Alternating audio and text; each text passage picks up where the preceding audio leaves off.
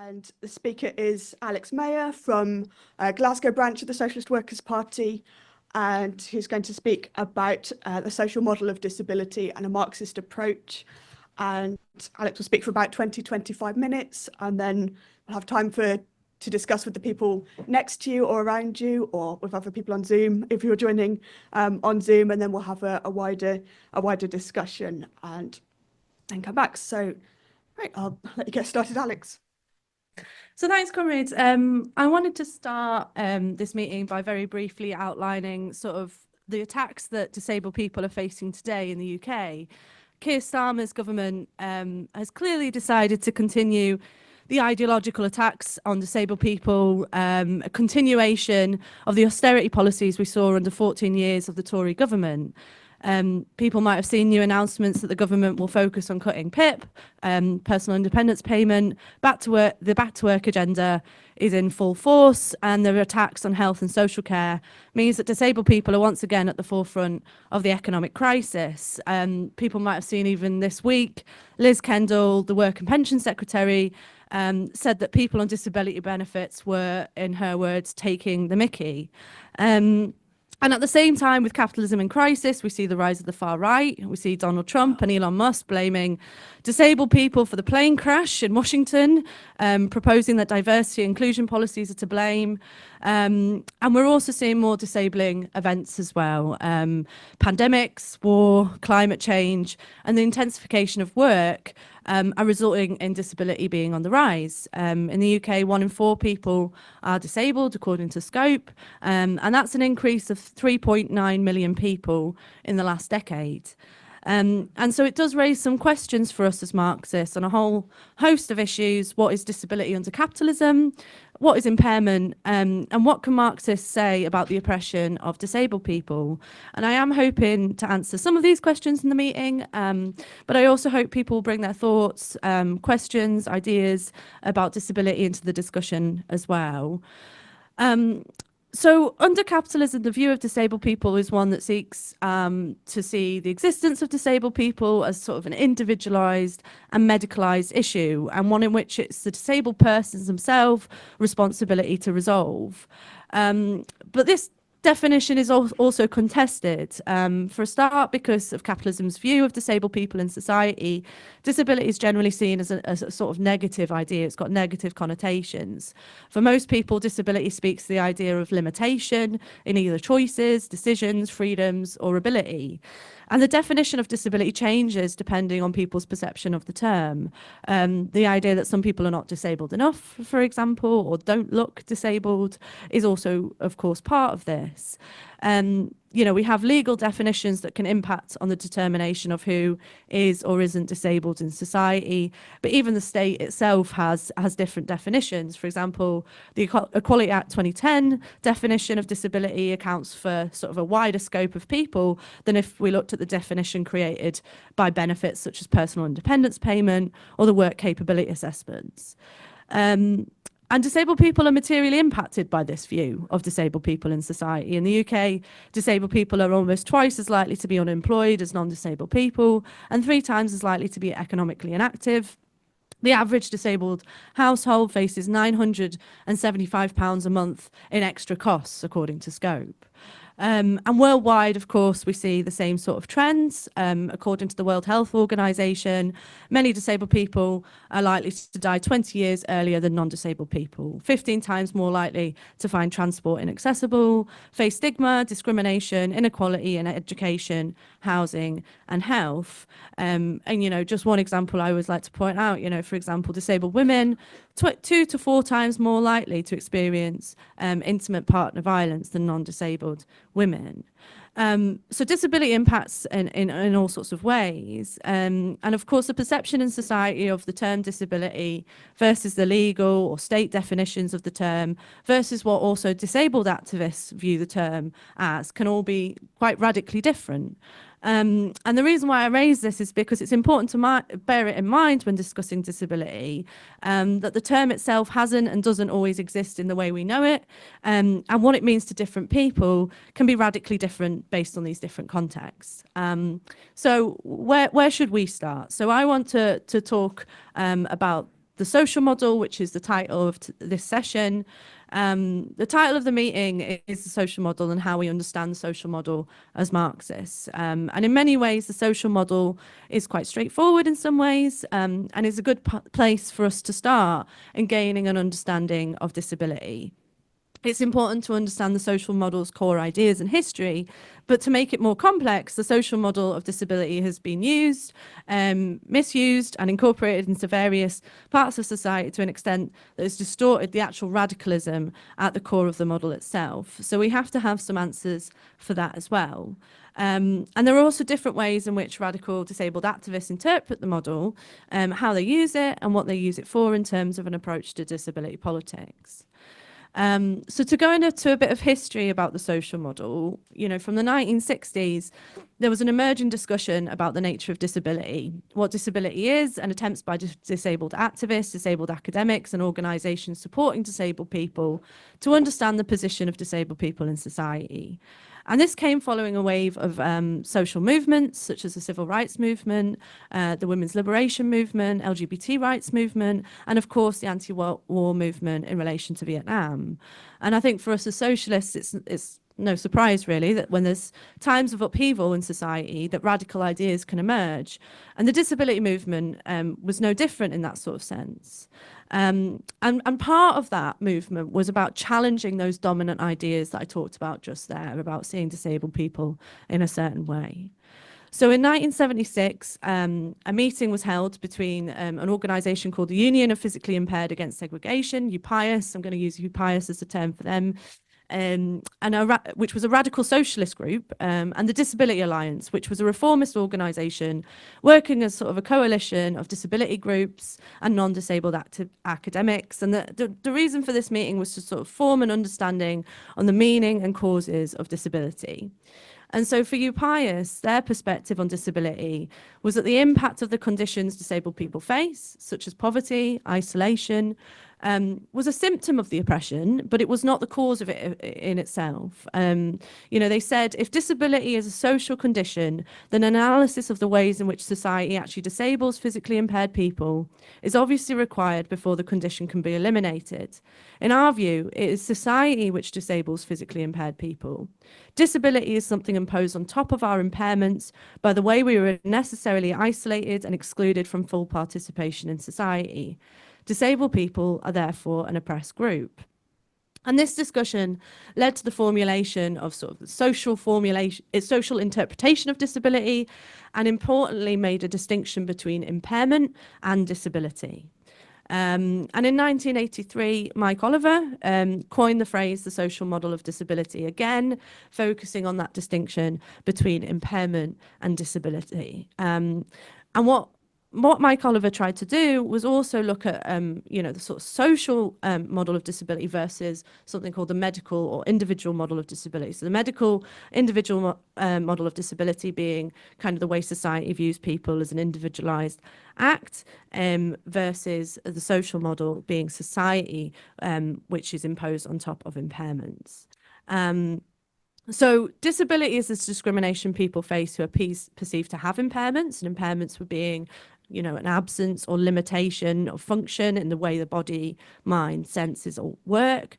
And the social model says it's not having legs, eyes, or minds that don't work well that makes you unemployed or treated badly. It's the way society is organised to exclude or marginalise those people with impairments.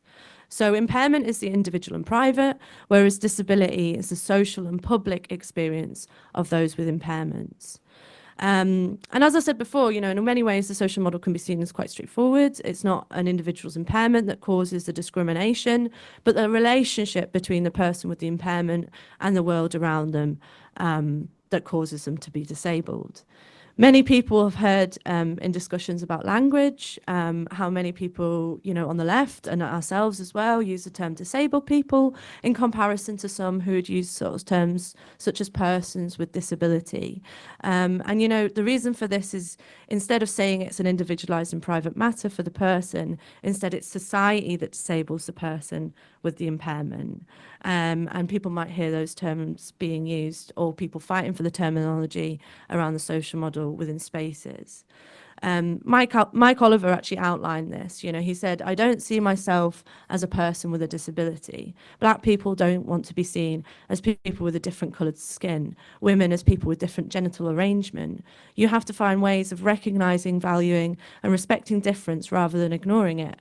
I don't want you to understand what it's like to have no control over bladder or bowel. I want you to understand that I need a job, to use the same public spaces and facilities as you, that I need a decent education and a house with a front door I own, and to control who comes in. I want you to understand these things.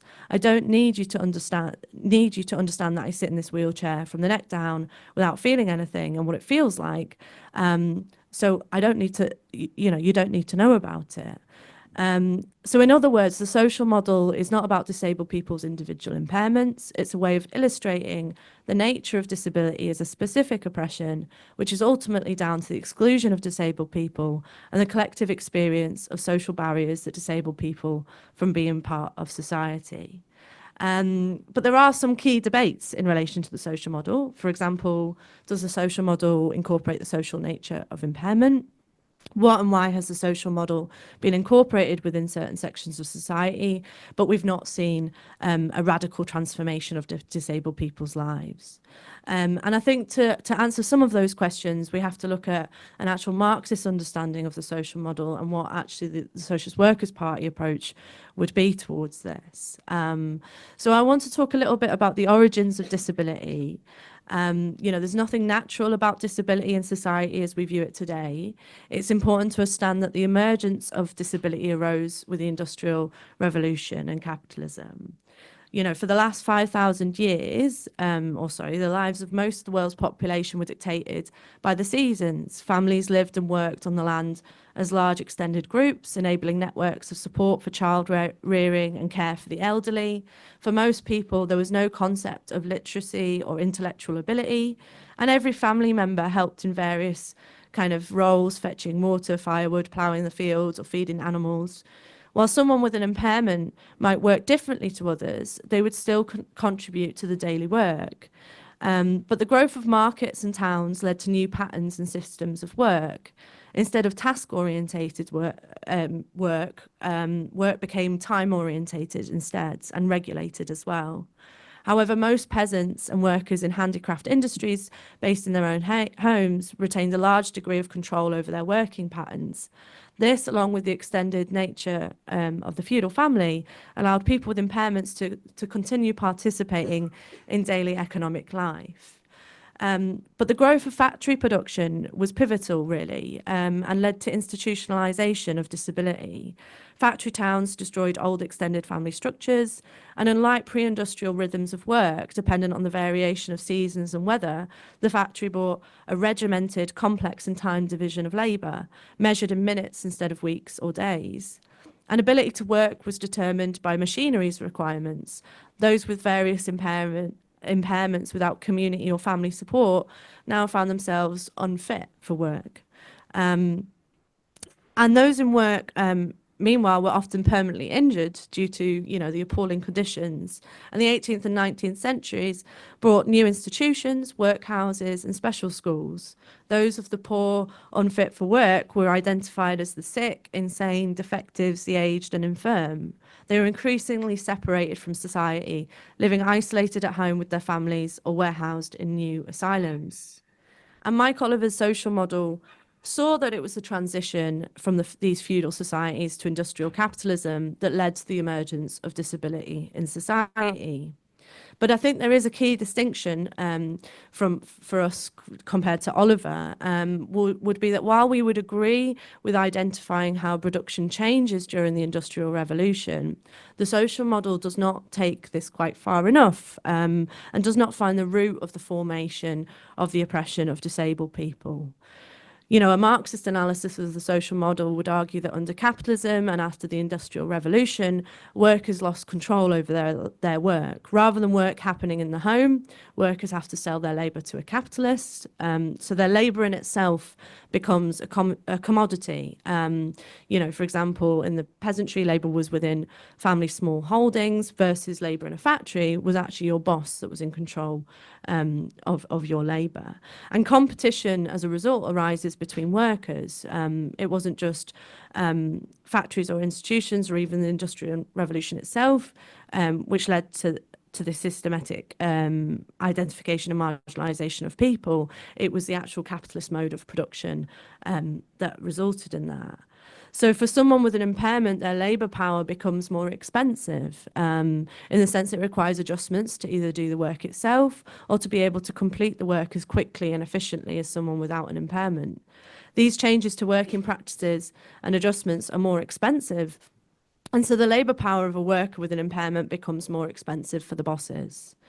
And I think in addition to that, it's important to note that the labour power of a worker with an impairment becomes more expensive to reproduce as well. This is due to the additional expenses caused by medications, treatments, personal support, equipment, travel, and so on. So then we see the marginalisation or exclusion of disabled people from the workplace and workforce due to the needs of profit. And so with the advent of capitalism also comes the concept of normality as well. Suddenly, human beings become categorised and divided in a different way. Everything in society is allocated a value and a price tag. Included in this was concepts of intelligence, and the very term normal really became only common usage in the 19th century, alongside, of course, the rise in eugenics theories. And I would argue that it's this fundamental relationship that creates the oppression of disabled people in society. It arises from the material conditions caused by capitalism, but it also arises from the relationship between how labour power itself becomes a commodity under capitalist system and not just the transition from the type of work that was required. So, you know, I want to go on to a little bit about the sort of criticisms of the social model. You know, when Mike Oliver created the social model, its intention was not to be a sort of complete theory around disability, but a helpful tool in challenging the dominant view of disabled people in society.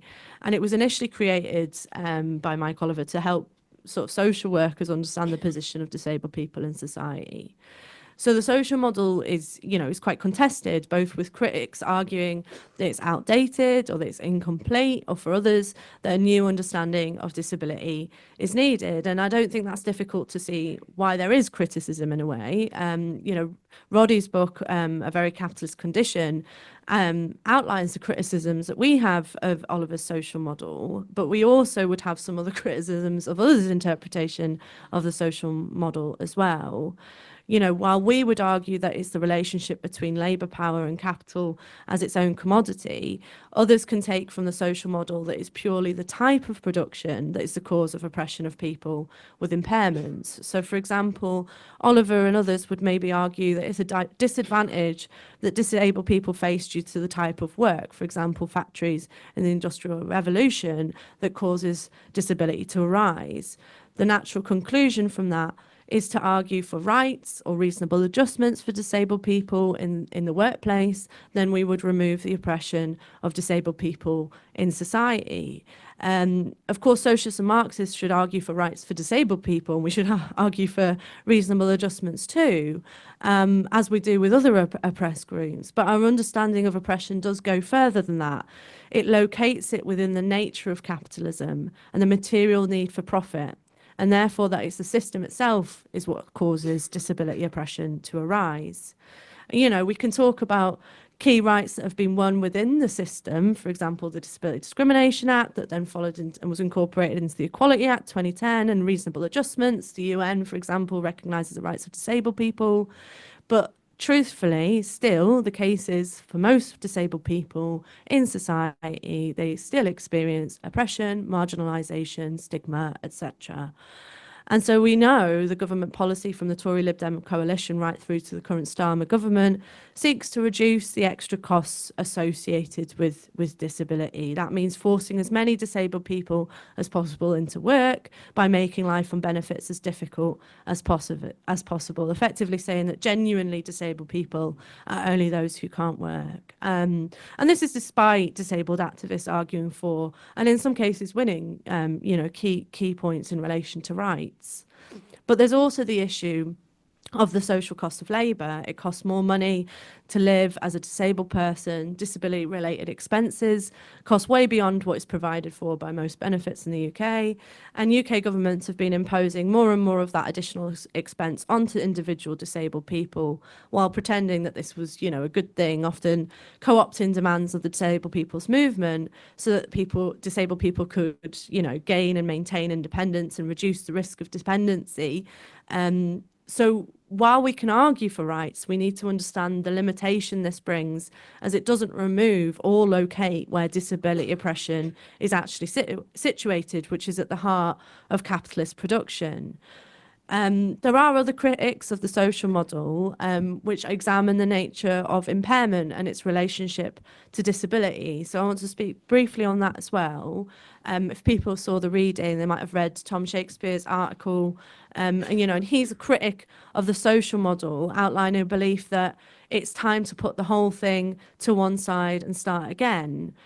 Shakespeare's first argument is one that examines impairment, arguing that the social model does not account for the difference in impairments, the material and social nature of impairment, in particular in relation to conditions such as pain or episodic conditions. For example, Shakespeare would likely argue that one of my own impairments, epilepsy, would fit in this category, and the social model does not account for the fact that, say, societal changes wouldn't remove the fact that a seizure could still be dangerous for me, and that's not necessarily a good thing. And he goes on to say that people are disabled by both social barriers and their bodies.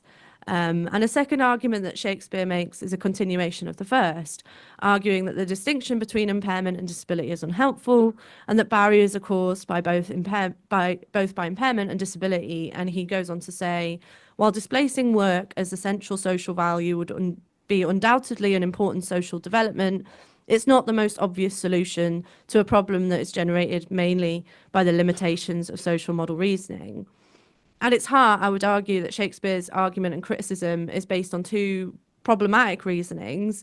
Firstly, what the social model is and seeks to do, and secondly, a misunderstanding of a true Marxist understanding of the social model of disability. What the social model aimed to do was be a tool for an explanation of disabled people's oppression in society.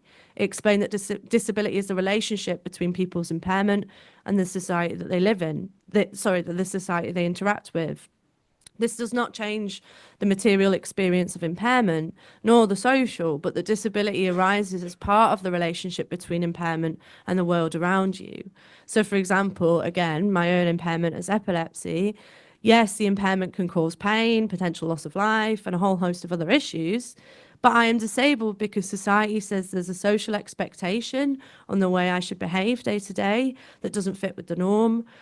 Because I'm isolated from certain activities where, with adjustments, I could be included. And importantly, I can't hold down a job because when my impairment is known, I become excluded. And I would argue that a Marxist interpretation of the social model doesn't ignore the material impact of impairment or the social nature of it, but that the key question for the social model is not impairment itself, but the relationship between impairment and disability. And secondly, and this is where I think, Marxist analysis, Roddy's analysis of the social model is much stronger argument than what Shakespeare proposes. Shakespeare sees the issue of work within the social model as a limitation, whereas Marxists see the relationship between labour power as a commodity and capital as absolutely central in the issue of where the oppression of disabled people arises. Capitalism requires profit, and productivity within capitalism is determined by the value a worker holds within the system.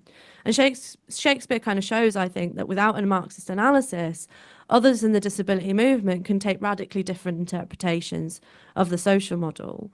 When he argues that the social value of work is not the most obvious solution to the problem, he neglects to look at how the oppression of disabled people arose with capitalism. Work is not just a limitation that people with impairments face, but more so it's the core of how the oppression of disabled people arose.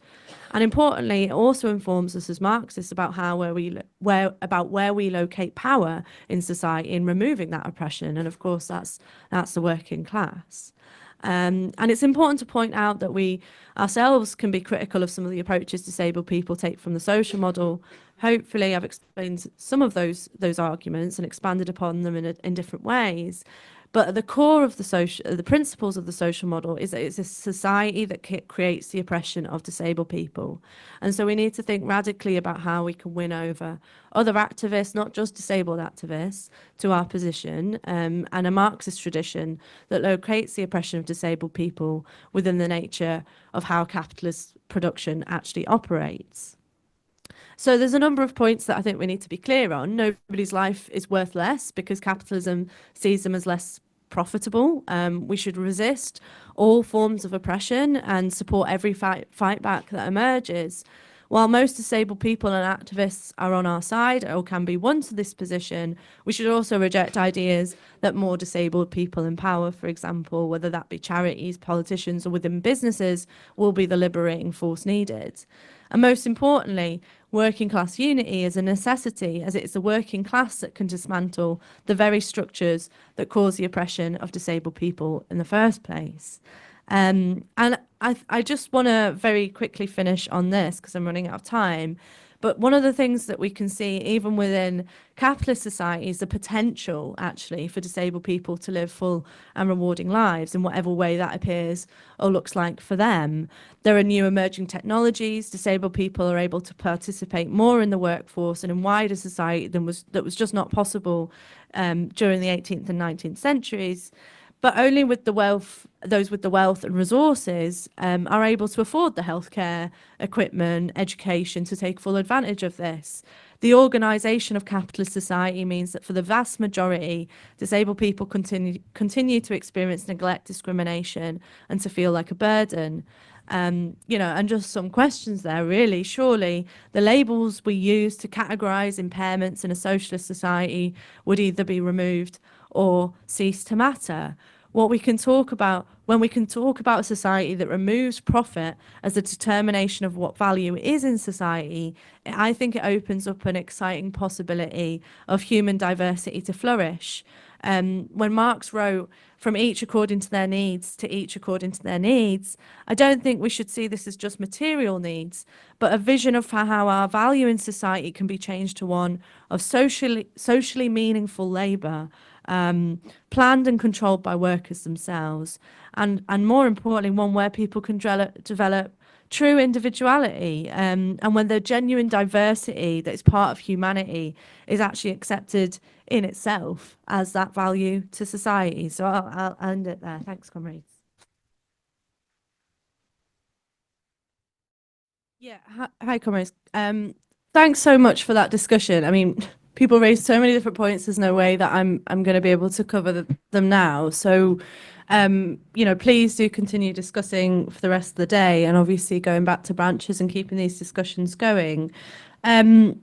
I wanted to start off. Obviously, lots of people made contributions about the very real experiences of disabled people and what disability looks like in society today. And I think that's, one of the key points about the social model is about rejecting this idea that it's an individualized issue, and one where that individual needs to resolve that. Actually, that it brings it brings about a challenge really to the society that we live in. And this is one of the things I really love about the social models. It challenges the way that people view disabled people in society.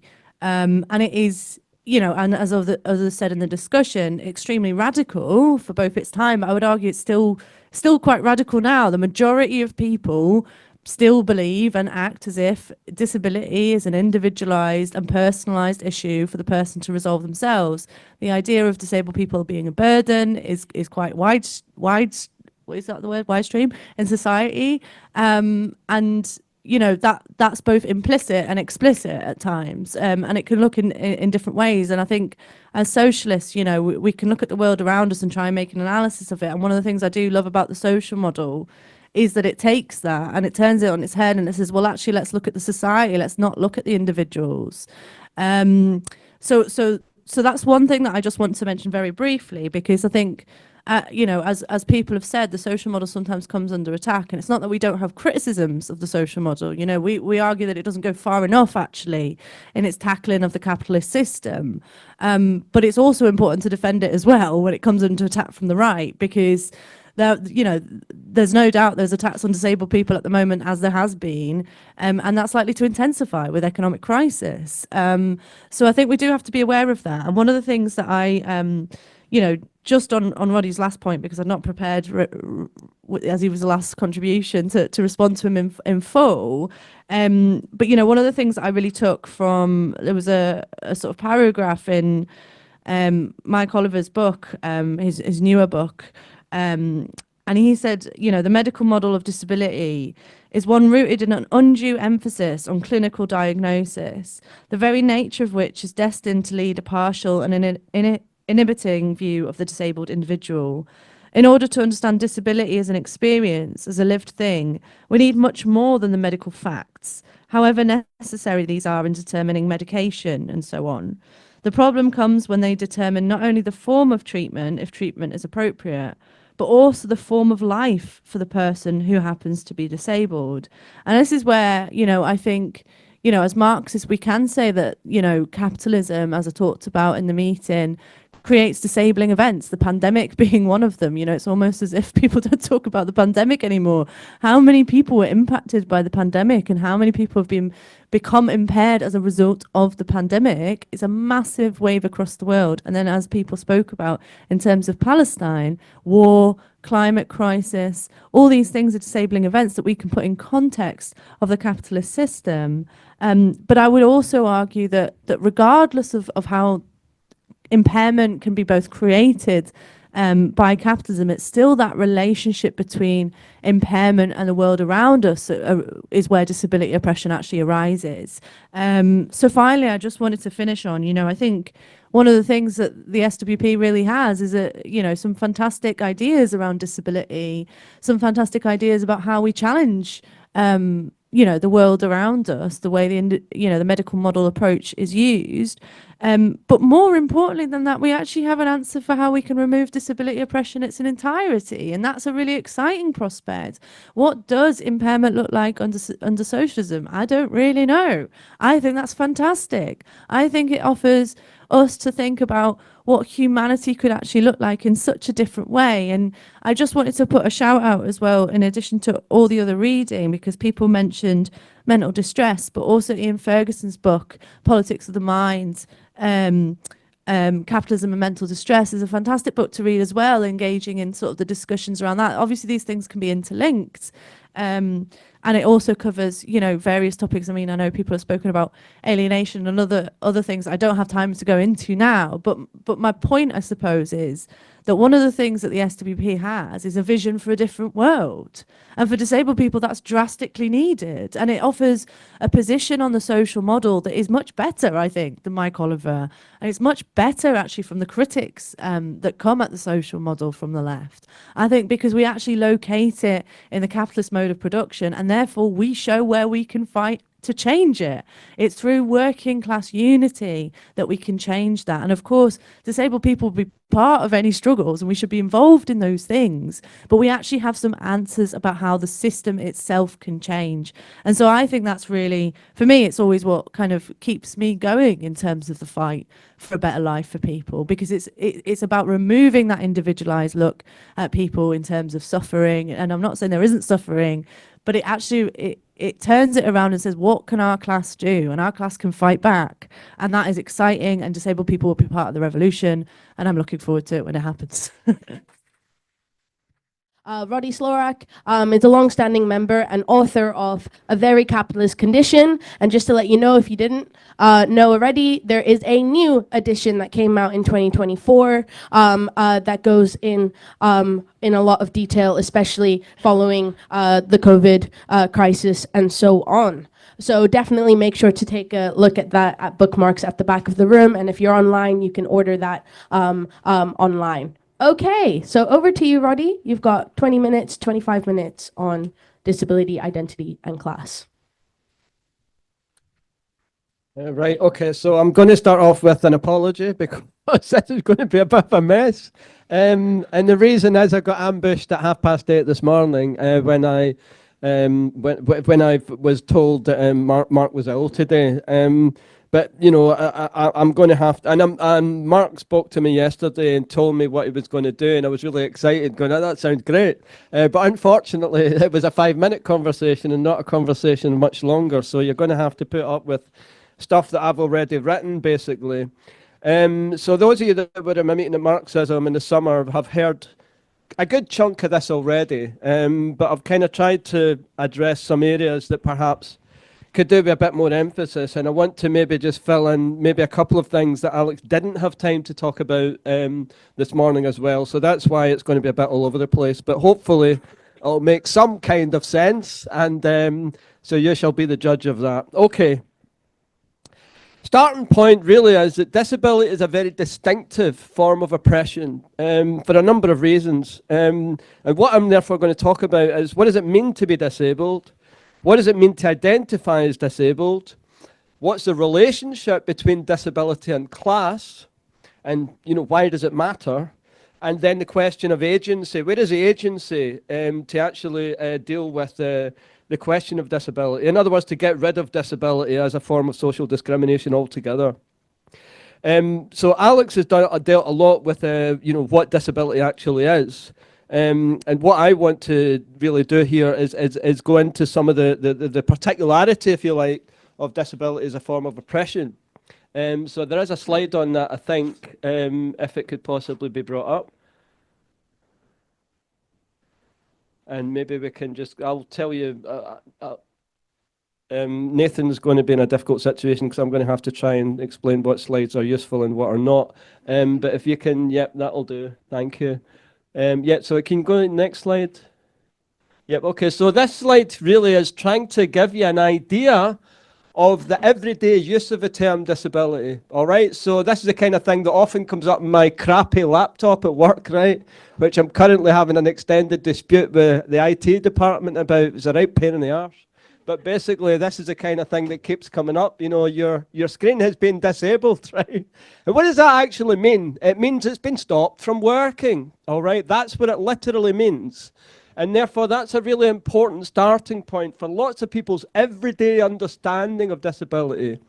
The other thing to understand about disability, never mind the social model of disability, is that the vast majority of the human population of the world have never heard the term and they don't understand what it means. It doesn't mean they don't have an understanding of the social realities of it. It doesn't mean that they don't understand the realities of working class life for lots of people that do have impairments, whether they're recognised as such or not. That's not what I'm arguing. But what I am saying is that only a very small minority of people have an understanding of the social model of disability at all.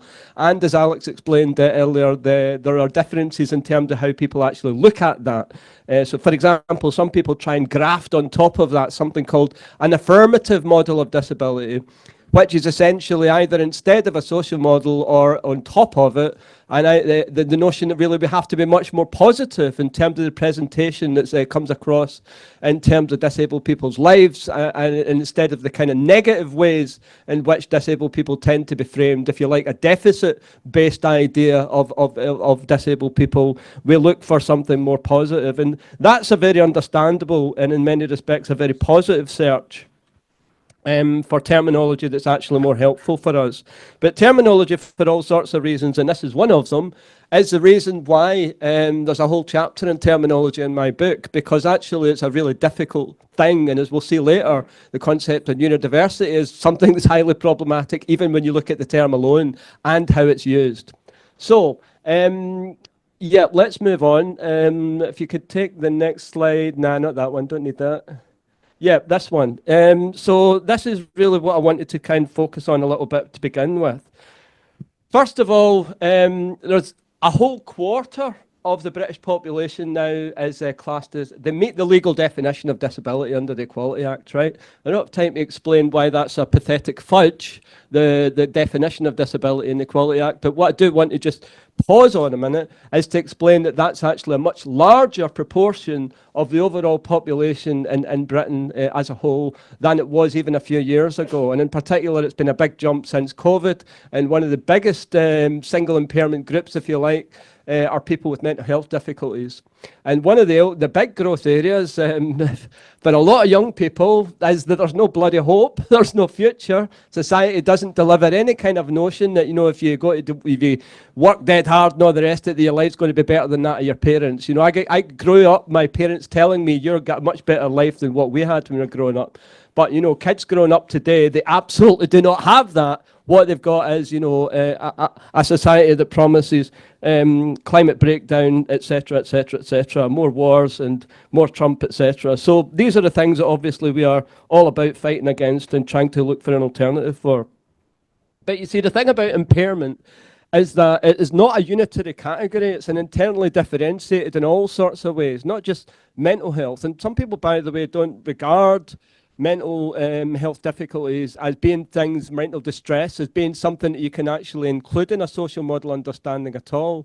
Because lots of people, for example, capital D deaf people, what do I mean by that? I mean people that rely on sign language to communicate, don't regard themselves as disabled at all because they don't regard being deaf as an impairment. They regard it as having a minority language, and so therefore they don't identify with the social model of disability. I'm not talking about all deaf people at all, by the way. I'm talking about a lot of deaf activists. So that's one thing that's really important about it, and it's also true of a lot of autistic people or neurodivergent people who say basically we have a difference in our behaviour or our brain's structure, and therefore that's all it really is. It's not an impairment at all. So these are important debates, which I'm going to try and deal with a little bit here and a little bit later. So the thing to understand here is, let me just take my glasses off for a minute. I can't see absolutely bugger all now, right? Put my glasses back on and fine and dandy, right? So therefore, for lots of people with glasses, you're not classed as disabled, are you? But if you're Rob Murthwaite and you've lost your sight almost entirely, then you do meet the legal definition of visual impairment in terms of meeting the Equality Act definition of disability, because your sight, to put it bluntly, is not sufficiently useful for useful reading and writing for the purposes of capitalism, and for you to be employed would require a significant investment in order for you to be able to be accommodated within the workplace. Now that's crudely what it's about. Crudely what disability discrimination is about. It's about excluding and marginalising people on the basis that their labour power costs too much to purchase or to reproduce. And to reproduce, you know, it's a combination of these things. I'm going to go all over the place if I try and do this, so I'm going to try and stick to the script a little bit. The other thing that's really important about this is that the way in which lots of people are born with their impairment. So it's only 15% of people are actually born with their impairments. The vast majority of people develop an impairment during the course of their working lives, right? And that might be due to pollution, it might be due to the nature of work, you know.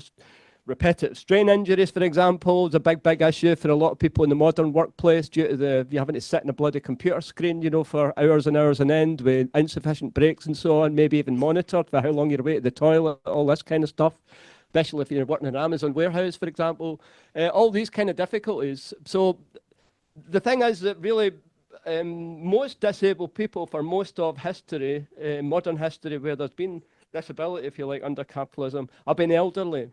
And that still remains the case. It's still the biggest proportion. In other words, at some point, our bodies are all going to get old and knackered, right? I'm sorry to tell you this, right, if you're relatively young, but this is the truth of the matter, okay? Your bodies are going to stop working, your mind's going to stop working quite as well as it used to. And I can see lots of people sitting with sort of wan smiles of recognition already. So that I don't need to pause on that matter. So the prevalence of disability, in other words, rises with age. Around 11% of children are disabled compared to 45% adults over state pension age, and the proportion goes up again as people get a lot older. But this is something that's very important, because let me give one other aspect of this. Probably just about everybody here can look at me and not see that I'm visibly have an impairment, okay? But if I turn around like that, you can see a big plastic blob sticking at the back of my skull, right? And what that tells you, I've got a bone-assisted hearing aid, because the level of my hearing is so low that I have to have quite a highly technological intervention in order to actually give me useful hearing, to the extent that I can hear just about normally in most kind of situations, except really noisy ones. So the point I'm making is that lots of disability is not visible to other people at all. I was just speaking to Joe about that earlier. I hope you come in and speak about this, Joe, wherever you are. I can't see at the moment. But anyway, the point is that there are lots of different aspects to that. Yes, thank you. And if you could come in, and explain some of the nuance around that, I think it's really, really useful. So, you get these comments from a lot of people, don't you, that I've heard, for example, why are you using a disabled parking space? You don't look disabled to me. Right through to, I hope Rob doesn't mind me mentioning this, that when he was in a pub a few years ago, he was standing at the bar and somebody said to him, Christ, you blind, mate, wouldn't you rather wish you were dead, So this is the kind of diversity of the experiences that disabled people have in terms of the daily experience of realities of being disabled in a capitalist society. What's the point of all this? The point of all this is to explain that most people do not fit into simplistic categories of disabled or not disabled, okay? The glasses that I referred to earlier, a very, very high proportion of people have to use glasses in order to function usefully in society. They wouldn't necessarily meet definition of disability. However, the other aspect of it, of course, is that lots and lots of people have more than one impairment that might meet the legal definition of disability. And they might have some kind of mental health difficulty, they might have some mental distress, or they might have some kind of illness that means that actually they have limitations in their day-to-day functioning.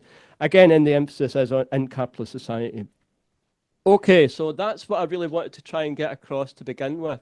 The particularities, if you like, about disability. So lots of people use things like terms like passing or masking in relation to disability to explain that people will not disclose in the workplace because they're afraid that they're going to be discriminated against. They're afraid that they're not going to get promotion. They're afraid that they're not going to get to do the job they want to do because they're relegated and treated very badly about that. When I was growing up, as soon as people saw my hearing aid, they would start slowing down and speaking much more loudly.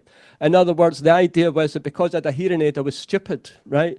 And that, is something that I think is far less the case than it was, when I was growing up, when I was very, very young in the 70s. But the point I'm making is that the perceptions around disability are something that's very constantly changing according to the visibility, the awareness around different aspects of disability and so on. So this is really to emphasize again and again, we need to emphasize that disability and impairment are social phenomena.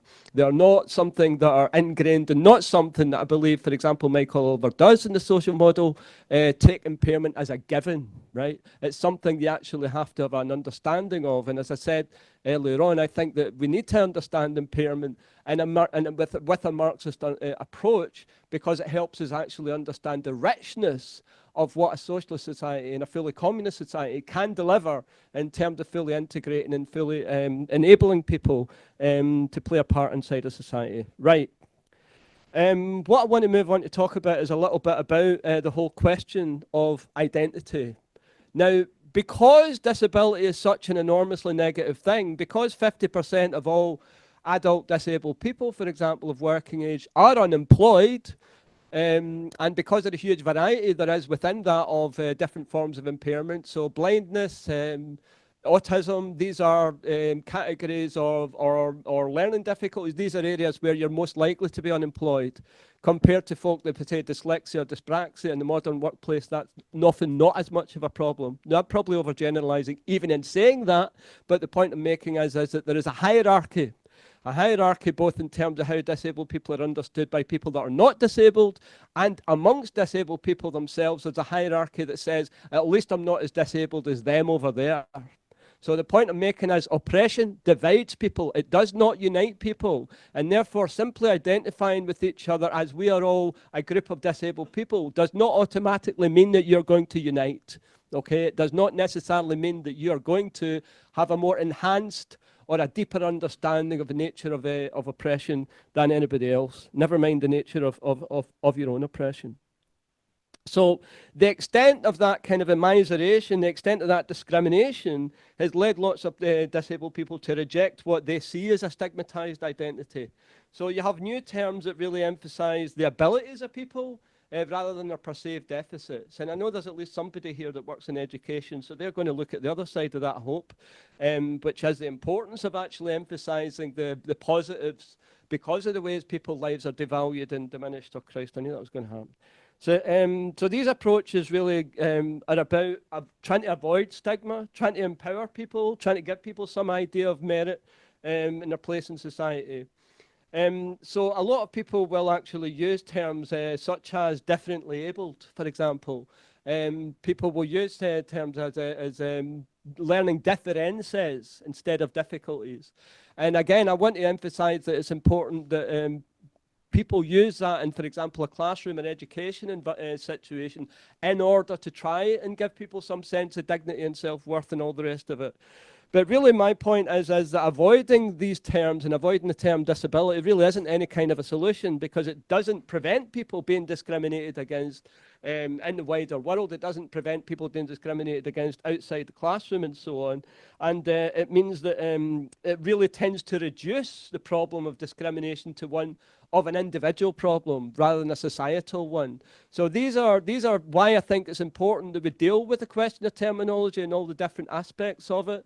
But there's another way this comes out now, actually, which this is my opinion, by the way, which I haven't really talked about in any length with anybody so far. But the concept of ableism to me is problematic, because it essentially says that the problem is able-bodied people discriminate against disabled people, rather than disability as a form of social discrimination, which is about institutions, about class oppression and so on. So that's just an opinion I want to throw out there. I think it's a particularly clumsy and unhelpful term. Now, if these are really about sidestepping the issue of discrimination, another concept that's been popularised in recent years is that of allyship. In other words, of disabled people and their allies. In other words, the idea that disabled people that can fight for change and must fight for change and so on, and anybody else has to basically have a role of supporting that, rather than, in other words, what I would say about this is that I don't think the term ally is particularly useful. I much prefer the term solidarity, because solidarity is about a relationship of equality and a relationship where we have a vested interest in fighting against discrimination, because that is actually basically a class phenomenon, which I'll come back to in a minute. Now, word of qualification. Identity can be a stepping stone towards a better understanding. Identity can be enormously important in mobilizing people around a sense of pride and self-worth. Look at the Black Lives Matter movement. Look at the Trans Pride movement. Look at the Me Too movements. These are all tremendously important movements and tremendously important social phenomena, which we have got something very positive to say about, because fighting against oppression is the absolute duty of every socialist. That's why we talk about Marxism and the Revolutionary Party as being the tribune of the oppressed, that we celebrate the ability of working class people to unite with each other and struggle, and to overcome all the obstacles that prevent them from being able to be agents of their own liberation. So organising based on identity really does raise difficult questions. Can people who don't suffer a particular form of discrimination be part of that fight against it? Who's in, who's out? So who decides what particular experience is valid or authentic, for example? To give you an obvious example, is Elon Musk's identity as autistic particularly useful to us in terms of fighting for a different society? So I think you all know the answer to that. But, you know, who chooses representatives and community leaders and so on? Right, now I want to jump again to somewhere else. And just to really, and I'm not going to re-emphasize what Alex said. I think he's really put it very well. But what I did want is to stress again, people with impairments under capitalism become disadvantaged in two ways. First of all, the labour power is identified as more expensive, and that requires adjustments in the workplace, changes to working practice in order to work as quickly or as efficiently as others, or to carry out particular kinds of work.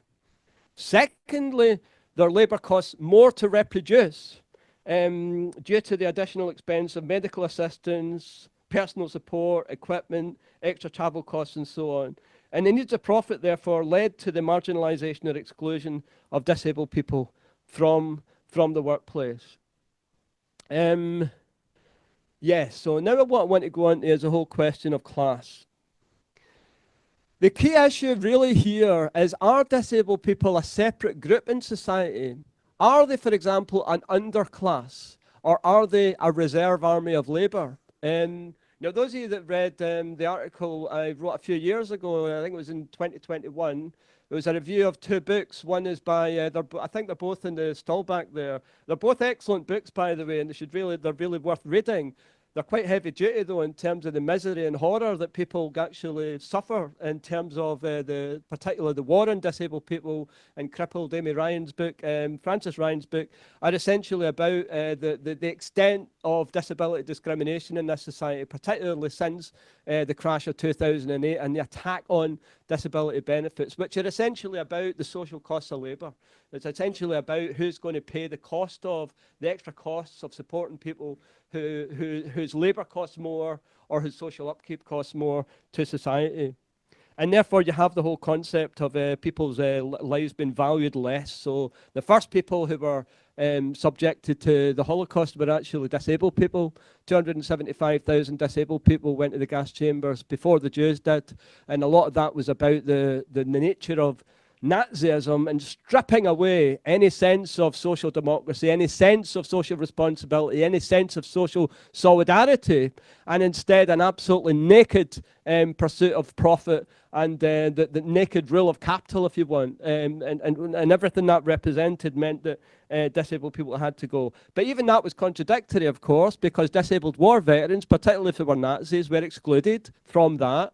And somebody referred to Asperger earlier. Asperger, by the way, was not a member of the Nazi Party, but what he tried to do was separate what he called his little professors off from people that regarded as more severely impaired, who deserved to go to the gas chambers, basically. Now, whether or not he actually believed that, or he became under pressure for the Nazis and he decided to try and do that to defend his pedagogical clinic, I don't know, and nobody really does, right? But the point of the matter is that actually that, again, Asperger's, the Asperger syndrome, part of the reason I think that had to go is because it introduced a hierarchy in the terms of autism. There's clever people up here, and then there's the people who flap their hands and can't write and can't speak and so on. They're not worth anything. That kind of characterization of difference is part of what I think we're fighting against, and part of what I think a lot of the neurodiversity movement is particularly strong on, at least the better people within it. So I want to come back to the question of underclass. Basically, Frances Ryan's argument is that all disabled people are a homogenous social group in society who are basically dependent on benefits and are not employed, right? Now, I've already said that that's not accurate. The second thing is that it's quite what's the term? A negative term anyway. If you think about, for the older ones of you might remember Owen Jones' book, Chavs, and that again is about the whole, oh, you're joking. Shit, okay. All right. I will move swiftly on. The reserve army of labour is essentially an argument that you have a group of people in society whose labour is relatively disposable and can be easily got rid of. And my argument is that actually that's not quite true of disabled people, that there are large numbers of disabled people in the workforce, at least 5 million. And lots of them who have qualifications, for example, are probably working in the public sector, and some of them might even have, quite good jobs and all the rest of it. So the reality is that lots of disabled people, particularly since the Second World War, when lots of people were brought into the factories to replace those who went to the front, lots of disabled people have been part of the permanent workforce of capitalism in the same way women actually have been since that period. So I think that that's another important part of the thing to draw into the picture. And it comes back to the whole question of agency, which is what I want to finish with. Yes, Alex touched on this already, and that's really about the whole contradictions of capitalism. One of the things I really was dead surprised about when I read the Communist Manifesto to begin with was how much of it actually is spent praising capitalism as a jump from feudalism, as a step forward from feudalism, as a step from rural idiocy and so on. I think he used the term at one stage, but the point really being that it provides a potential. He calls it progressive in the sense that it takes human beings a quantum step forward towards the notion of actually being able to be agents of our own liberation, towards being able to actually unite as a class in order to overcome another class, instead of replacing, in other words, one minority class with another minority class, that the majority can put themselves in the driving seat and thereby be the agents for the whole of human beings to be liberated. And that's a hugely important thing, because if you look at different aspects of it, for example, I referred to Elon Musk, right? I don't know if you remember seeing that space rocket landing. The claspers come down and they grasp the bloody rocket as it came back to Earth. I mean, I could not believe it when I saw that. Really, absolutely astounding technology, right? Those of you that read The Guardian at the weekend will have seen that he also inserted a chip into somebody's brain, which allows them to do all sorts of things because they're paralyzed and enables them to have a life of some sort. So the point being that capitalism provides the potential to liberate people because of the huge scientific advances and all the rest of it. But the problem is that's driven by competitive accumulation. It's not driven by production to meet people's needs. It's driven by production for profit, for the profit of that small minority. And that therefore means that capitalism is never going to be able to realize the potential for genuine liberation of everybody and so on. So we need a new society, in other words, to achieve genuine inclusion. We need a society that recognizes that everything about our society is based not on independence, right? The idea that it's a war all against all, dog eat dog and all the rest of it, but rather we understand, I think Mick Lynch said this at one of the Enough is Enough things. I think all of you who came here today, speaks to thousands of people, you got here by relying on the labour that lots of other people have done, whether it's the shoes you wear, whether it's how you travelled here, whether it's what you eat, all these things relied on the labour of lots of other people. In other words, we live in an interdependent society, but the nature of it is hidden from us every turn because we're forced to compete with each other all the time for resources, for exams, from the age of 4 in nursery right through to the grave. You're forced to compete for jobs, housing, resources of every sort in society. So capitalism always tells us that we're not capable of this kind of cooperation, we're not capable of this kind of planning, we're not capable of fully enabling and unleashing the creative capacity of difference among us. And this is something I think that we absolutely reject. And in order to have a richness in our understanding of what humans are capable of what humanity is capable of, when it overcomes what Marx calls, what's it calls it again? I'm trying to remember this term. It's a wonderful term. I've completely forgotten it, sorry. I'm sure I'll come back to it. Maybe I'll remember them in the summing up. But really the thing is, I think that we've got a completely different vision of inclusive workplace, inclusive communities, of socially useful labour. As labour, in other words, is rather than something that screws you up, that you hate and despise, rather it's a basis for being able to actually enrich society and provide a horizon which is far, far beyond anything that society is ever capable of providing for us in the here and now. Okay. One thing I want to start with, and that is about language and terminology. In fact, I'm probably going to spend a wee bit of time on it. I think that there is not a clear relationship in the same way between disability and impairment as there is between, for example, racism and black people or Muslims or sexism and women, okay? I think there is quite a difference because disability and impairment is terms which are conflated all the time in everyday language. And that is not true of other forms of oppression, in my view, okay? Because what I'm trying to explain is the very high degree of differentiated subjectivity with disability exists to a quantitatively higher degree, in my view, than is the case than with other forms of oppression. Now, I might be wrong about that, but I think that it's something I would very much like us to, I'd love to see more people write about. You know, I mean, one of the problems we have in the SWP is that, to be honest, I'm the only one that's written about disability for the last God knows how many years, right? And the importance of this day school is that we can start raising the politics of everybody, and I can start benefiting more for all the wonderful contributions that I've made. And hopefully you'll benefit to some degree for the reading I've done and all the rest of it, and my involvement in disability movement over a long period of time. When I first got involved with disability movement, it was in the 1980s. And during that period, there really was a very higher degree of identity politics. That is to say that the disability movement was very much conceived of as a movement separate from wider society and hostile to wider society. It was a period, however, where it was about fighting for rights, trying to get equality legislation passed, trying to get better disability benefits. For example, what was disability living allowance? One of the ways in which you can see how our rights have been rolled back is by looking at how disability living allowance turned into PIP. And you saw the abolition overnight of 250,000 people's entitlement to what was the lower rate care component of disability living allowance.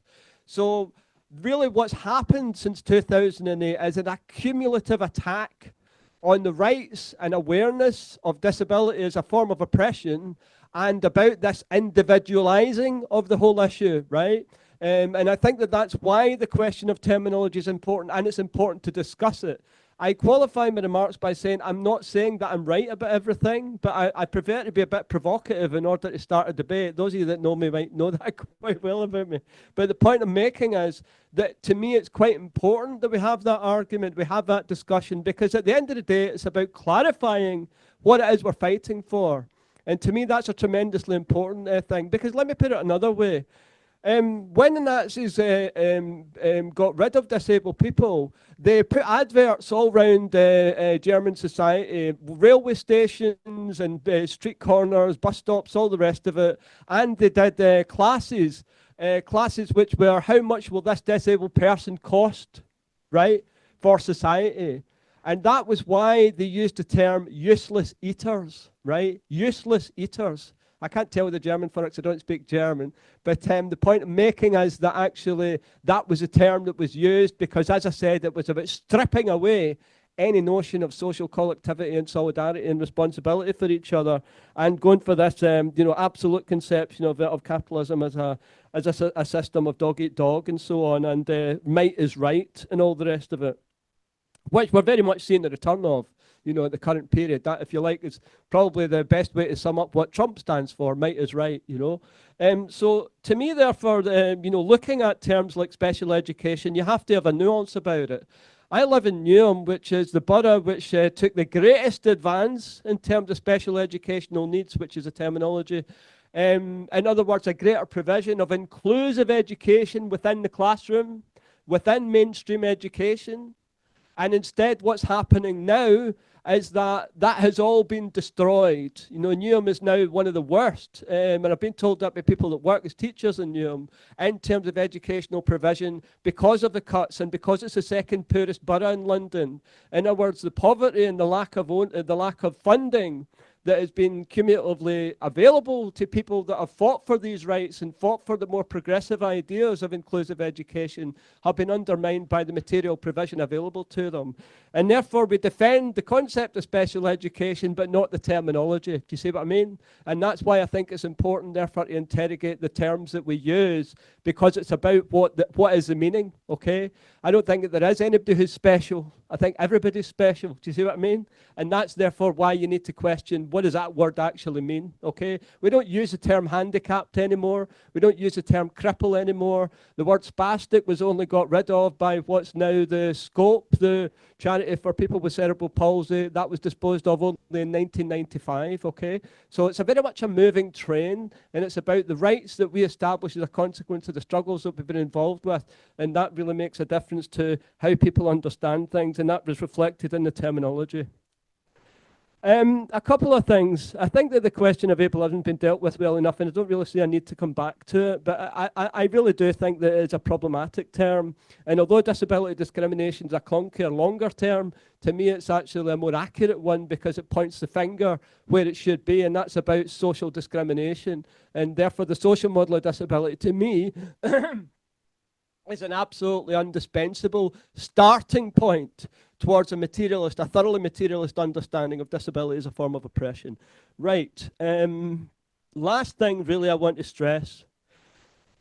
Tony Cliff used to talk about, Tony Cliff was the founder of the SWP. One of the reasons I think that we celebrate him in terms of our arguments around it was not just of his genius and so on and so forth, but actually he was a Palestinian Jew.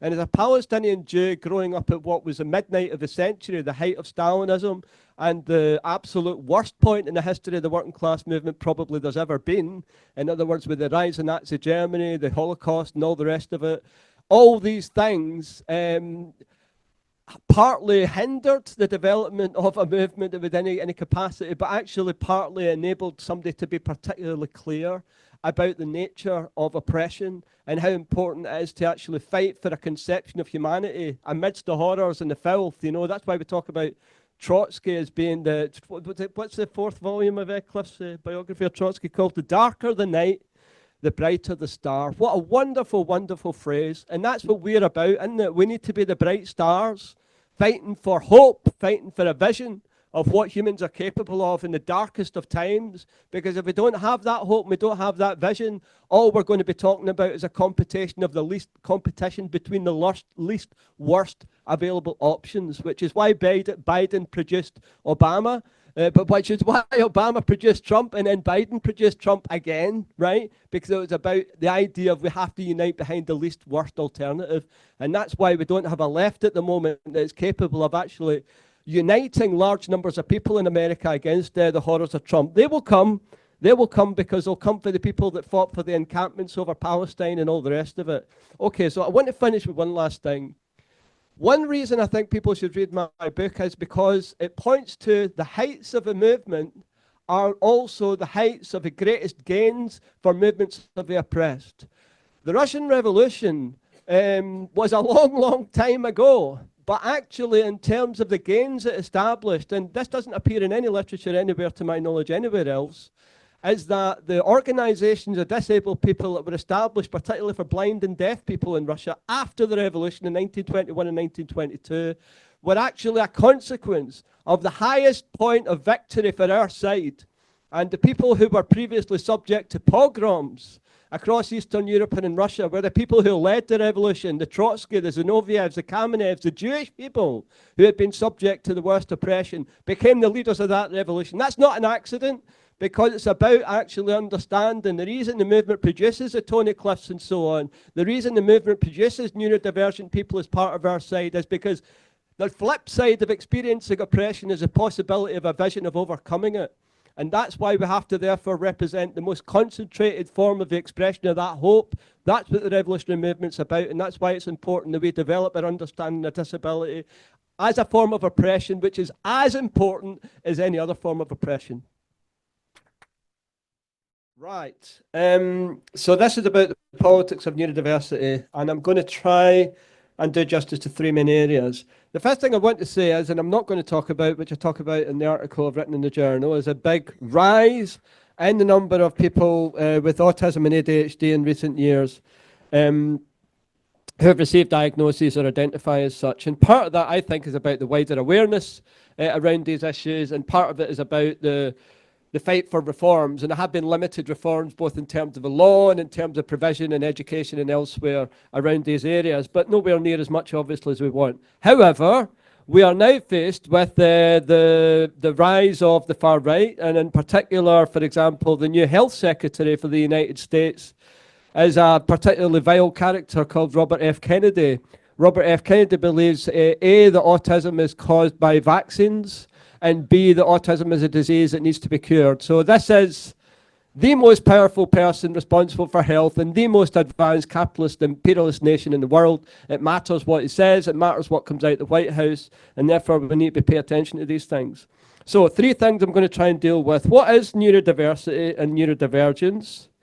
What does it mean to identify as neurodivergent and the neurodiversity movement? Neurodivergence, normality and capitalism, and why we need a revolution before neurodivergent people can play a full part in society. So I'm going to try and cover that. So first slide. Yeah, so what is neurodiversity and neurodivergence? Neurodivergence, normality and capitalism, and then why we need a revolution before neurodiverse people, neurodivergent people, that have done it already, can play a full part in society. So first of all, what is neurodiversity? The term neurodiversity, first of all, applies to everybody, and it includes the typical and the so-called atypical. Neurodivergent, which refers only to the latter, was initially applied only to people on the autistic spectrum. And it has more recently become an umbrella concept, incorporating several different identities. Can I have the next slide, please, Nathan? Thank you. Now, the interesting thing about this is that it's expanded enormously. So you'll see this from a practitioner in higher education, whose name I can't remember, but she's very well known in the sector, has produced this diagram, which shows you a hell of a lot more than those which most of us understand to be covered by the neurodiversity umbrella. In other words, the autism, ADHD, dyslexia, dyspraxia, and Tourette's. She's added all these additional ones, which essentially, and obsessive compulsive disorder, as it's called. She's added all these other ones, which include all sorts of neurological and mental health conditions. And I think that really stretches the neurodiversity umbrella beyond the point where it's useful. But I'll try and explain why I think that is in a moment. But the point to just stress here is it's a bit of a moving train, really. So Judy Singer really came up with the concept of neurodiversity in the late 1990s. It was based on an article in the newspaper. She came up basically the idea of it based on the social model of disability. So she argued that neurodiversity should be recognised, as she said, in addition to the political categories of class, gender, and race. And the neurodiversity movement opposes the idea of a normal or neurotypical brain as an ideal, and its main goal really is for different patterns of behaviour and social communication to be accepted as part of human diversity.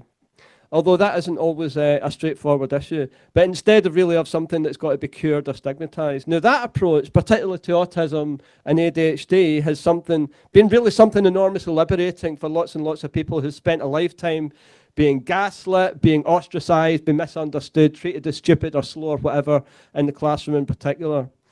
Now, first of all, a little on autism. Autism basically has evolved enormously since the early 1940s, at the time of Kanner and Asperger, which somebody mentioned earlier, when it was seen really as a kind of rare form of male childhood psychosis. And it's really only since the late 1980s that we've seen a much less restrictive and wider diagnostic criteria being applied to adults as well.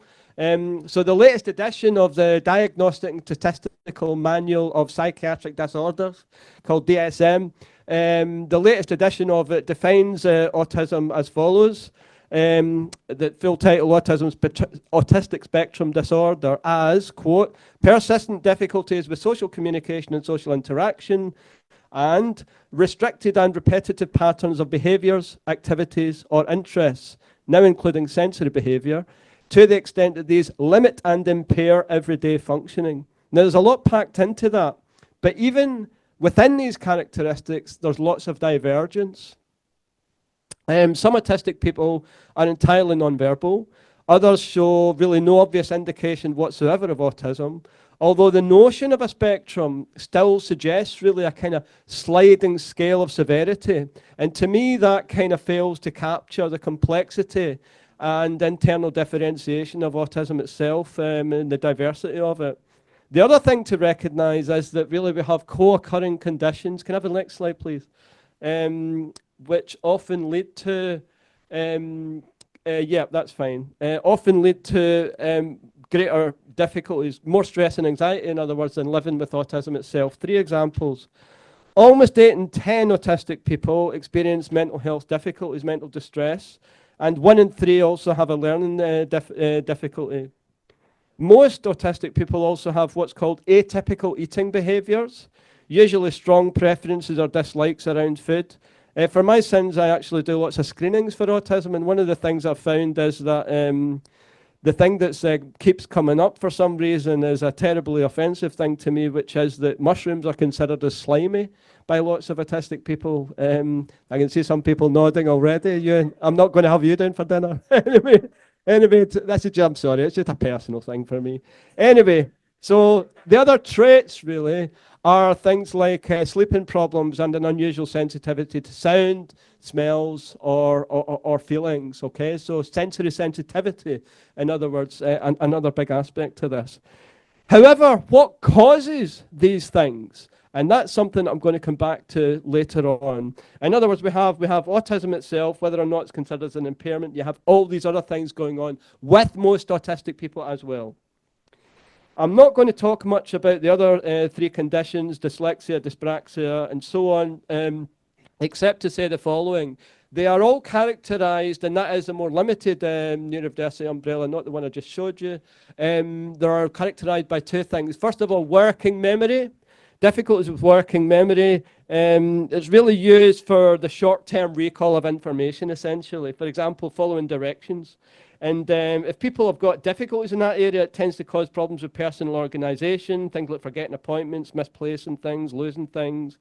And also a slow processing speed. Now, what is a slow processing speed? It basically means that it takes you longer to write, to understand what we read. You might struggle with everyday activities like walking along a crowded pavement and so on. The other thing that a lot of people have in common who are neurodivergent is difficulties with executive function. In other words, skills associated with planning, prioritizing things in organization. The other thing about the historical aspect of this, I've talked about autism. ADHD only becomes recognised as a valid diagnosis for adults as well as children in this country in 2008. So again, we're talking really, really very recent history in terms of the recognition of these things much more widely in society. And the thing about it is lots of people think ADHD is about a lack of attention, but it's actually not. It's about a lack of control of attention and thoughts and regulation of these things. So, you know, even if you look at the basic definition, there's a lot of confusion and misconception around these things.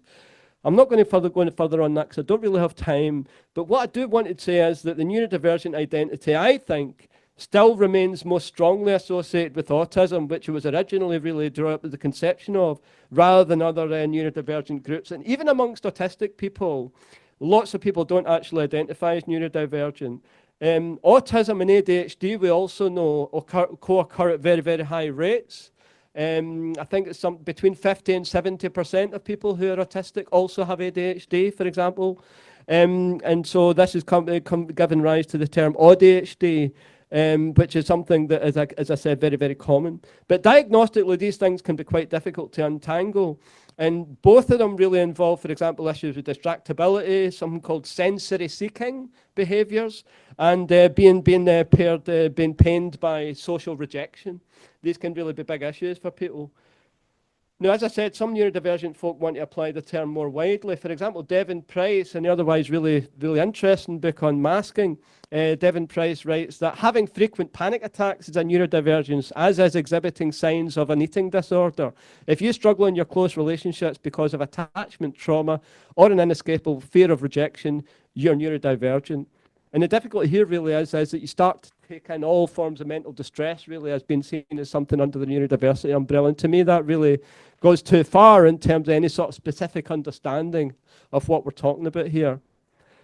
Another point to consider here really is, if the norm is neurodiversity, what does it mean to be neurodivergent? You know, it's quite problematic if you think about it in terms of that kind of binary separation, if you like. Now, a lot of neurodivergent advocates also draw parallels with being LGBT+. So I mentioned Devin Price, and he says in his book, Unmasking Autism, oh goodness, that being a masked autistic is like being in the closet about being gay or trans. Now, most autistic people do attempt to camouflage or mask identifiable autistic traits, even once they're diagnosed, to feel safe or for an easier life. So I actually prefer another argument in a book called Autism and Masking by Pete Felicity-Sedgwick and a number of other folk. It says, masking is not universally bad or universally good. What is crucial is feeling that you are in control of that mask, that you're able to use it how you want, and that you're able to take it off when you want to. It is important to feel that you can be your authentic self and that your authentic self is valued. Now, there's a lot more to be said about this, but I think the one thing to be said about it is that only a third of autistic people who are in work actually disclose to their employer or their workmates. Now, a lot of people do experience their neurodivergence as an impairment, and therefore they have support needs. And that to me is quite important, again, when it comes back to looking at the whole issue of impairment as a phenomenon. So a psychiatric or a psychological diagnosis means a formal recognition of impairment becomes it's a gateway to support, actually getting the support needs recognised and possibly provided for, at least possibly. And the thing is, of course, that people with sufficient money or resources can afford to overcome or compensate for their impairments by obtaining support, which is often unavailable to other folk. However, there's lots of neurodivergent people who might not be diagnosed at all, might not be interested in getting a diagnosis, don't share their diagnosis, don't identify as neurodivergent. And that's really something that I think down to personal preference, as well as I said, how safe or supported people actually feel about things. So it's not just, in other words, I think, about thinking differently. I think that's inadequate, really, to get a better understanding of what it actually means being autistic in a world which is really quite hostile to it. Now, a bit about capitalism. I think I should have moved on. I've missed out probably one slide. Take one. Next one, yeah. Next one. Thank you, yeah. So what I really wanted to go on and talk about a bit about capitalism. The development of capitalism really leads to the separation and the sorting of people according to their perceived profitability. Now, we've dealt with some of this, so I'm not going to go into it in length, but really, Marx said that capitalism transforms human beings into mere machines for the production of surplus value. And so you have basically populations being systematically ranked and graded in terms of their mental and neurological as well as physical ability, while that's in a kind of treated as some kind of part of natural order of things, not historical at all, but the way things have always been. But the Industrial Revolution really led to the rise of statistics, new notions of fitness to work and so on, as Alex was talking about, this concept of a measurable normality. And so you get the growth of these specialist disciplines of psychology and psychiatry and so on and so forth. And the thing about it is that really capitalism equates people's social value or even the right to exist with their productivity. And this applies to neurodivergence quite strongly. For example, Canada refused to allow autistic people to immigrate into the country until 2018 because they were seen as a burden, actual quote, on the healthcare system. And a 12-year-old autistic girl was banned from moving to New Zealand in 2022 on the same grounds. And also, a lot of North America, as in the United States, health insurance plans do not cover autism assessments in adults. So the thing is, therefore, is that lots of parents have to fight for the support for autistic kids in school, especially here. Lots of people, I'm sure, are familiar with these stories. And obviously, if you're middle class and you've got money, you've got a huge advantage there. 71%, it said, of autistic adults are unemployed in this country. That's compared to 48% of all disabled people. So really, we're talking about a higher degree of neglect and marginalisation than for a lot of other people. However, the complicating factor here is that lots of people do mask at work. So I suspect there are lots more people in the workforce who are autistic, who are neurodivergent, but haven't disclosed to other people for the reasons I've already tried to explain. So I was going to talk a lot more about normality, but I don't have time. So can you just cut that slide out, please, Nathan? All I will say is read Gabor Mate's book on the myth of normal. It's very good. You should read it. It's very interesting, and there's lots of criticisms that can be made about it, but it's very, very interesting. Okay, shut up on that. What I will say is that lots of people do internalise the stigma and shame of being abnormal. So Devin Price's book, which I've already mentioned, his father broke down and confessed to him that he'd hidden his cerebral palsy and seizure disorder all his life, because it was unacceptable to be openly disabled in the small American town where they lived. He went on to die of diabetes, a condition he developed as an adult and also refused to treat. What's the point of making with that example? It's to say that it's not just about neurodivergence, that people can mask and hide and feel stigma and shame, okay? So, what I wanted to now go on to talk about is a bit about the diagnosis, class and oppression. Now, I tried to explain that diagnostic methods are biased because they're basically based on decades of diagnosing only a small number of essentially white, middle-class, cisgender males. And I deal with something called the AQ10 when I'm screening disabled people, which are autistic, people who may be autistic. And it's essentially based on that, you know, so that everything is, you know, around that. I don't have time to explain it because it's a bit complicated, but basically, a lot of autistic girls are still likely to be misdiagnosed or told that, for example, being hysterical or melodramatic or emotional or hormonal, there'll be a familiar one to lots of you. And there's more pressure on girls and women to fit in because of sexism. So that means that there's a lot more pressure to mask autistic traits, because women are supposedly, you know, more emotional than men, you know, who are sort of planning and logical people and all the rest of it. And as a consequence, these kind of sexist ideas have a big impact in terms of diagnosis and the likelihood of people being diagnosed, for example, with a psychiatric disorder instead of autism. And that also means lots of women and girls are more vulnerable to anxiety and depression because they're less likely than autistic boys to externalize their behaviors. So girls are diagnosed on average 6 years later than boys, 80% still undiagnosed at the age of 18. And more adult women are referred for assessment than men. And what that really is doing now is it's highlighting the number of people that have actually been missed out for decades, really. There are also figures showing very, very big underdiagnosis amongst Black and Asian people. Right. what I wanted therefore to talk about is say that really the narrowing of that diagnostic gap is at least partly due to increased social awareness. There's loads of dramas and so on about autism and neurodivergent folk in the telly these days. So lots of people that would have previously been diagnosed really are much more likely to get a diagnosis now if they can get through the waiting list, that is. That means that a very significant number of working class people are getting diagnoses rather than was the case for many, many decades. Okay, so I want to go on to talk about from reform to revolution. I did promise Nathan I'd be much better with the slides, but I failed miserably. What I want to say is that capitalism puts people in boxes. It really puts profits ahead of people, as we all know. It means that workplaces are often very rigid, very homogenous. And I've talked elsewhere, I think, about, the kinds of things, I talked in my article about the kinds of things that can be done in education or at work to support neurodivergent children or adults. It can be things like extra time in exams, it can be things like quiet spaces, it can be things at school or here, for example, to jobs that avoid rush hours or allowing workers to attend meetings online or to have instructions in writing. For example, you think about emails. Emails allow you more time, don't you, to process things rather than instantaneous nature of conversation. And that can be less stressful for a lot of people. So that's just one example of it. So supporting what the 2010 Equality Act calls reasonable adjustments and campaigning for more inclusive, more accessible spaces and classes can help really unite people around an understanding of common class interests. And that really enables us to build a stronger and, as we've said before, a more diverse resistance to capitalism.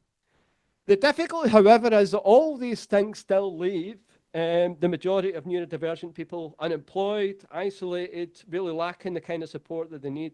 So of the 25% of the UK population that meet the legal definition of disability, 70 to 80% have invisible impairments, all right? I don't know if I said this earlier, but it's really quite important.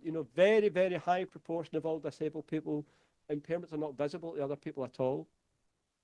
So that means there's enormous pressure on people to mask, as I said earlier, to conform, to try not to allow people to know that they actually have an impairment. Because of this, all this pressure really that there is on people, you're seen as worthless, really, if you have needs that disrupt this idea that we're independent and self-sufficient. So this sort of notion that you have to look after yourself and so on and so forth, and that if you're seen as needing support, in other words, you're kind of weak or dependent, and so on and so forth. So that really is a big, big difficulty that we have. Now, therefore, we want to say that, we want and we need contrary thinkers. We need people that are creative, that can think differently, and ways about the nature of the society we live in and so on. Because we want a society, we need a society that's based on cooperation and planning, where the whole of society, if you like, is based on what you might call enlightened self-interest, right? Why do I want a socialist society? Because basically, sexism makes me miserable, racism makes me miserable, people being divided amongst themselves, hierarchies and all these makes people unhappy, and it makes the whole of us unhappy. It cumulatively feeds down into a sense of, people being pitted against each other at every level of society. And that basically is very bad for all of our mental health. And therefore, I think that this is part of the reason why I think we need to say as ourselves a vision about things, a vision about a different kind of society. I think strip-off is light and is fundamentally hostile to anybody, for example, right? It gives you headaches and so on. You don't need to be neurodivergent to have a problem with strip office lighting. So there's lots of things, in other words, that are about. And what am I trying to say here? There are no such thing as autistic behaviours, okay? There are behaviours which present in a more concentrated form amongst neurodivergent people, but they're actually present amongst everybody, okay? So this is, again, about this whole idea of there's them over there and there's us normal people over here. That is something that we want to dispense with altogether, that we want to undermine, that we want to actually question completely and utterly. I want to finish with the example of somebody that we're all very, very inspired by, and that's Greta Thunberg. Now, Greta Thunberg describes autism as her superpower. But if you drill down a little bit and you think about what we know about Greta, she said, for example, a while ago, many ignorant people still see autism as an illness or something negative. Completely agree, that's not the way we should see it. On the contrary, however, her example illustrates what Gabor Mate calls the healing power of meaningful engagement. with the world, right? In other words, thinking critically about the world, questioning the world's values, attacking the hypocrisies and inconsistencies and the ways in which our world is destroying itself and destroying our capacity to be able to have any kind of life. But then here's the interesting thing. Prior to her climate campaign, you know, she said that I had no energy, I had no friends, I didn't speak to anyone, I just sat alone at home with an eating disorder. And when she got active, when she got involved, when she started meeting people, when she started finding out that lots of other people felt the same as she did about society, that felt inspired by the ability to fight and have a vision of a different kind of society altogether, she started to feel a lot better about herself. She stopped having an eating disorder and started to become somebody who felt worthwhile, that in other words, fighting back is good for you. And I think that that's really the thing that I want to finish on. Struggle is something that is empowering, it's liberating. I'm not saying it's not difficult, because we all know it is, but the point of the matter is to engage with the fight for a better world is something that's better for everybody, and that's what I want to finish on.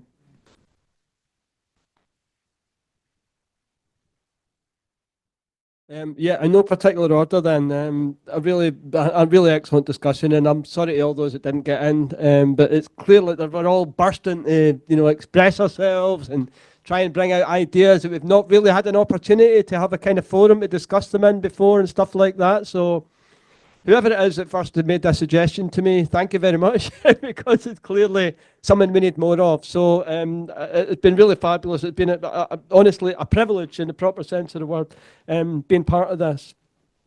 A couple of points. The thing about medication, I mean, this is where you need nuance, you see, because ADHD is different from the other things in the neurodiversity umbrella in the sense that actually medication is something that can address what you might call the symptoms. And it's useful, that term, because it is a medical category within the sense that you have medication that can make a difference to your experience of it. It's not a cure, but it's about dealing with the difficulties you experience in a day-to-day existence. Who knows how that's going to pan out, what it would be like in a socialist society? I don't, and I'm sure lots of people with ADHD don't either. But the point of the matter is it's neither the beginning nor the end of a situation. It's part of actually trying to address things in the here and now. And therefore the issue about medication, same as it is for mental distress, is a matter of personal choice for people about whether it works or not.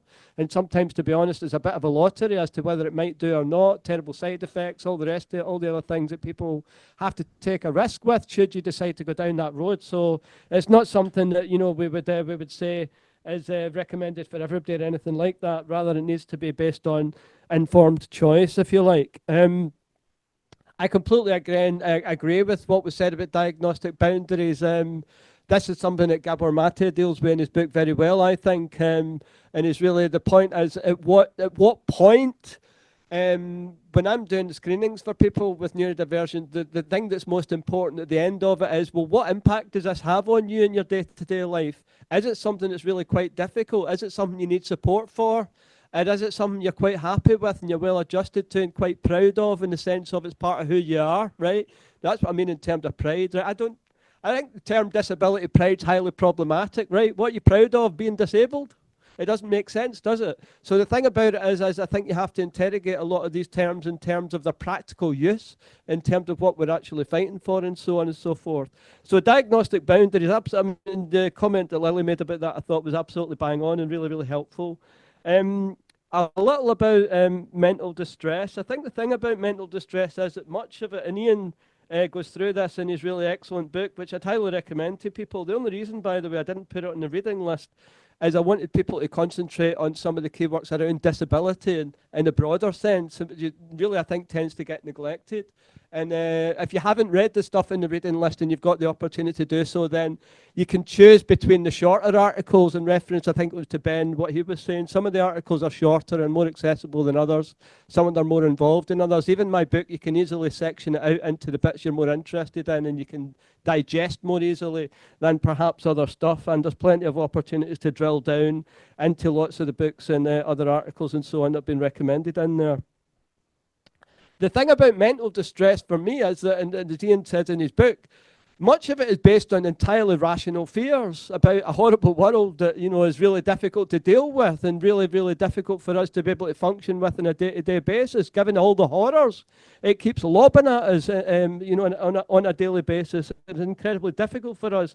And so that's why, you know, coming back to this whole thing about whether you fulfill the diagnostic categories or not, much of it can be an accident in one level, and another it might be actually hit and miss on the other. So I think it's really important that we really question this whole idea of them and us, as I said, and really much of my work in disability is about trying to break down that kind of very binary separation between these things.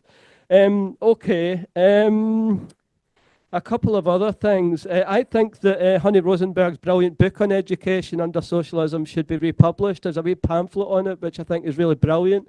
And again, it actually brings forward some of the incredible experiences of the Russian Revolution. There's been a recent article, I think, I can't remember who wrote it again, in the International Socialism Journal on Vygotsky's insights. And Vygotsky was very much part of the Russian Revolution in 1917 and brought forward a lot of very progressive ideas about education that have been incredibly useful to practitioners ever since then. In fact, I was at a session recently at Imperial College and somebody from the physics department suddenly started talking about Vygotsky. You could have knocked me over with a feather. Really, I was completely astonished, you know, at this highly conservative institution. Somebody comes out telling us about how brilliant Vygotsky is, who's absolutely definitely wasn't a Marxist, this individual, I can assure you. Anyway, the thing that I wanted to come back to as well was really about the thing about special education. The thing about it, I mean, I completely agree with what Molly said. The reality is that you have to make choices. And sometimes people make choices, you know, on the basis of what's best for their child. And if you have the provision and ability to get your kid educated in a school where you think they're actually going to benefit and they're going to grow, as opposed to a school where you are shoved to the back of the class with no resources and all the rest of it, then all power to you as far as I'm concerned. I'm certainly not going to criticise you on the basis that that's, you know, ideologically unsound or some such bollocks, right? The point of the matter is you have to make individual choices in that situation, same as you do in what we've been talking about in terms of individual experience of impairment and disablement. So there's a difference, however, between what you have to do as an individual in coping with the day-to-day realities of capitalism and what we can do to transform that situation. And that's why we have to talk about social solutions, social causes. Therefore, the solutions have to be social as well. And that's why we have to keep coming back to, therefore, the fight for a better world. A couple of things. You see, anybody that's written about disability, Michael Oliver, Ellen Clifford in her brilliant book and so on, Francis Ryan, a whole bunch of other people I've read, there is an absolute consensus on pessimism about the working class as any kind of agency for change. None of them have any sort of idea that the working class has a capability to transform society and build a new world. And to be honest, it's entirely understandable, because Oliver started right in a period of defeats for the working class movement, and the 1980s for most of us was an experience of defeats. But you have to learn from some of the fights. I mean, I became a revolutionary because the miners' strike showed me that society was a class war, and that lots of LGBT plus people were inspired by the miners, who were therefore inspired by the LGBT plus people fighting against the same government they were fighting against. And some of the stories I could tell you about that, and loads of other people can, are absolutely and incredibly inspiring. And the higher the level of struggle, the higher level of the kind of generalization and links people can make in terms of what the possibilities are. So, you know, my most inspiring recent experience as a trade unionist was on the 1st of February 2023, we had the NEU out in strike, we had the PCS out in strike, we had ASLEF, the train drivers union out in strike, alongside my own union, University and College Union, 500,000 of us.